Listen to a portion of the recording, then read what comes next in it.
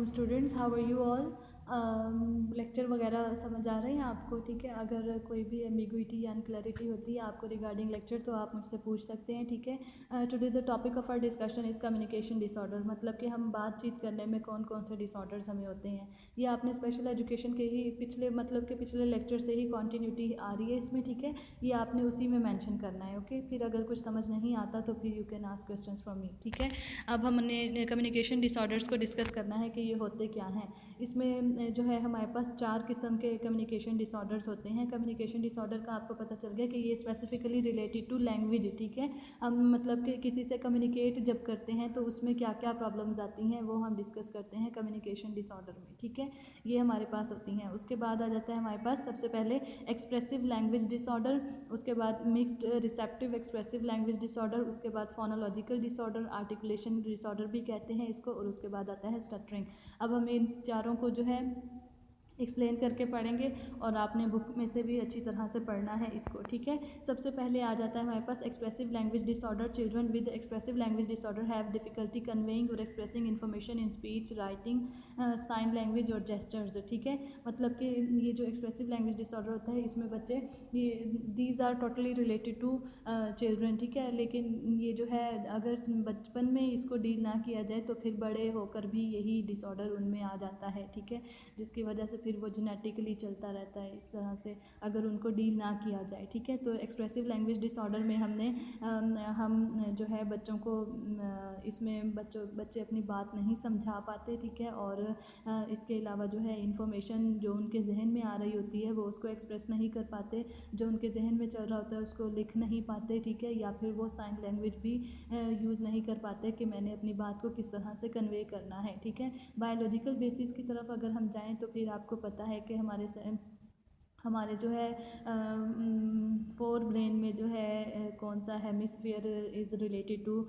Speech. ठीक है, speech या लैंग्वेज, तो उसमें भी प्रॉब्लम होती है इनको, जिसकी वजह से इनको लैंग्वेज डिसऑर्डर्स हो जाते हैं। ठीक है, तो इंसान को वहाँ पर अगर आप MRI वगैरह करवा कर देखा जाए तो फिर जो है यही डिसऑर्डर की बेस बनती है। ठीक है, फिर उनको दिमागी तौर पर भी उनका मसला हल किया जाता है और इस तरह से भी उनको साइकोलॉजिकल असाइनमेंट्स भी असाइन की जाती हैं ताकि वो अपने ऊपर काम करें और उनका ये मसला जो है वो ठीक हो। ठीक है, उसके बाद हमारे पास आ जाता है mixed receptive expressive language disorder. Mixed receptive expressive language disorder ये जो है DSM में मेंशन है, is a communication disorder in which both the receptive and expressive areas of communication में be affected in any degree. ठीक है, मतलब कि उसको अपनी बात तो समझानी नहीं आ रही होती लेकिन सामने वाले की बात भी नहीं समझ रहा होता। ठीक है, उसके फ्रॉम माइल्ड टू सिवियर। अब ये क्या है, कभी कभी माइल्ड टू सिवियर इसका लेवल होता है, मतलब कुछ बातें अगर माइल्ड लेवल पे है तो उसको कुछ मतलब कि इजी चीज़ें समझ आ जाएंगी, मुश्किल वाली चीज़ें समझ नहीं आएंगी। अगर वो सिवियर पे है तो ना उसको सामने वाले की बात समझ आएगी ना ही उसको अपनी बात समझानी आएगी दूसरों को। ठीक है, वो ज़्यादा एक्सप्रेसिव नहीं होते, तो ये इस तरह से हमारे पास माइल्ड टू सिवियर में इसलिए कहते हैं। ठीक है, उसके बाद हमारे पास क्या है, children with this disorder have difficulty understanding words and sentences. ठीक है, मतलब कि उन्हें समझने में भी मुश्किल होती है, उन्हें बताने में भी मुश्किल होती है, वर्ड्स को भी नहीं समझ पाते वो, उनके जहन में चल रहा होता है कि ये पता नहीं क्या है, वो बिल्कुल ब्लैंक होते हैं। अगर उनसे कोई बात भी कर रहा हो तो भी वो ना रिसेप्टिव होते हैं और ना ही एक्सप्रेसिव होते हैं, ना ही किसी को जवाब दे पाते हैं। ठीक है, ये totally related to language disorder, और ये हमारे हेमिस्फीयर्स में जो हमारा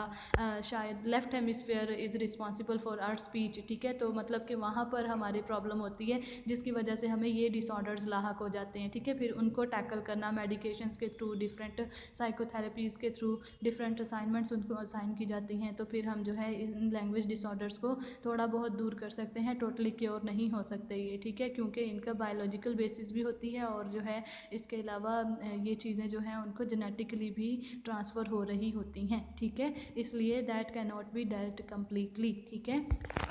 उसके बाद आ जाता है हमारे पास फोनोलॉजिकल डिसऑर्डर, आर्टिकुलेशन डिसऑर्डर। अब इसमें क्या है, focus on errors, distortions and substitutions in production of individual speech sounds. ठीक है, phonological disorder focus on predictable rule based errors. For example हम बात करते हैं, हमें पता है कि कहाँ पर मैंने स्टॉप करना है एक सेंटेंस को कंप्लीट करके। ठीक है, कहाँ किस लफ्ज़ पर मैंने जोर देना है, कौन सा लफ्ज़ कहाँ पर लगाना है। फॉर एग्जांपल मैं जैसे बात कर रही हूँ, ठीक है, कर रही हूँ, मैं जैसे बात कर रही हूँ, ठीक है, यहाँ पर वो इस तरह से अलग निकाल देगा, कुछ वर्ड्स निकाल देगा, मैं बात रही हूँ, ठीक है, इस तरह से, मतलब कि फोनोलॉजिकल डिसऑर्डर और ग्रामर के एरर्स इनमें बहुत ज़्यादा आते हैं और ये बात वगैरह करते हैं तो जो है इनकी ये मिस्टेक्स बहुत ज़्यादा होती हैं, ठीक है, concept based mistake, rule based errors बहुत ज़्यादा होते हैं, fronting, stopping and final consonants deletion, ये वर्ड्स को निकाल देते हैं, कुछ वर्ड्स को निकाल देते हैं, कुछ इरेलीवेंट वर्ड्स को ऐड कर देते हैं, ये हमारे पास फोनोलॉजिकल डिसऑर्डर होता है और आर्टिकुलेशन डिसऑर्डर होता है, जिसको जो है हमने डील करना होता है, ये भी हमारे सारी हेमिस्फेयर से ही रिलेटेड होता है, ठीक है, और इसको भी हम डील कर सकते हैं मेडिकेशंस के थ्रू, और जो है स्पेशल एजुकेशन में इन बच्चों के लिए स्पेशल क्लासेस होती हैं, ठीक है, ताकि ये बच्चे जो हैं अलग से सीख सकें, क्योंकि इनको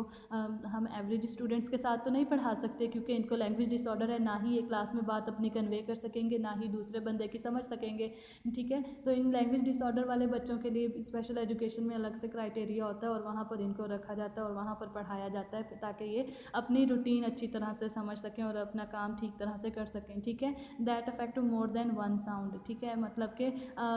ये इन चीज़ों को निकाल देते हैं या फिर स्टॉप कर देते हैं कहीं पर भी इरेलीवेंटली, तो ये हमारे पास साउंड्स को, ये हमारी आवाज़ों को इफ़ेक्ट कर रही होती है, फॉर एग्जांपल कभी इनकी आवाज़ जो है मध्यम हो जाती है, कभी हाई हो जाती है, और जो है मुख्तलिफ़ तरह से जब वर्ड्स उल्टे पुल्टे करते हैं तो फिर भी हमारे पास ठीक तरह से बात नहीं पहुंच पाती इनकी, ठीक है, उसके बाद आ जाती है हमारे पास stuttering, stuttering also known as stammering and dysphemia is a speech disorder in which the flow of speech is disturbed by involuntary repetitions and prolongations of sound, syllables, words or phrases, as well as involuntary silent pauses or blocks in which the person who stutter is unable to produce sounds, ठीक है, ये हमारे पास psychological related है और ये भी biological, ये सारे जो लैंग्वेज डिसऑर्डर हैं, मैं दोबारा से रिपीट कर रही हूँ, ये दोनों रिलेटेड हैं, और जो है ये स्टटरिंग में इन लोगों को भी अलग से जो है गाइडलाइन की ज़रूरत होती है, अलग से इनको एक्सेस स्पीच थेरेपिस्ट ये सारे लैंग्वेज डिसऑर्डर्स में इनको ट्रीट करता है और उनको ठीक करने की कोशिश करता है, ये स्पीच थेरेपिस्ट का काम होता है अलग से, ठीक है, और जो है इसमें लोगों की रिपीटेशन ऑफ वर्ड्स आती रहती है या फिर वो कहीं पर स्टॉप हो जाते हैं, उनके जहन में लफ्ज़ आ रहा होता है लेकिन उनकी ज़बान जो है साथ नहीं दे रही होती और वो काफ़ी देर बाद दूसरा लफ्ज़ बोलते हैं, ठीक है, इस तरह से। अच्छा, उसके बाद ये स्टटरिंग होती है और इसका दूसरा नाम ये है, आपने ये जो लिखी हुई है ना डेफिनेशंस वगैरह, ये आपने अलग से अपनी बुक पर मेंशन कर देनी है, ठीक है, ये आपने अपनी वाली जो है बुक से पढ़ना है, ठीक है, और लेकिन ये ऊपर मेंशन कर देना है क्योंकि ये इंटरनेट से लिया है और वैलिड वे से लिया है ताकि आप लोगों को समझ आ जाए, ठीक है, ये आसान भी है, अगर किसी को फिर भी कुछ समझ नहीं आता then you can call me or you can text me in WhatsApp group, ठीक है, मैं आपको जवाब दे दूँगी और आपको दोबारा से समझा दूँगी, ठीक है, थैंक यू सो मच, अल्लाह हाफिज़, अपना ख्याल रखिएगा।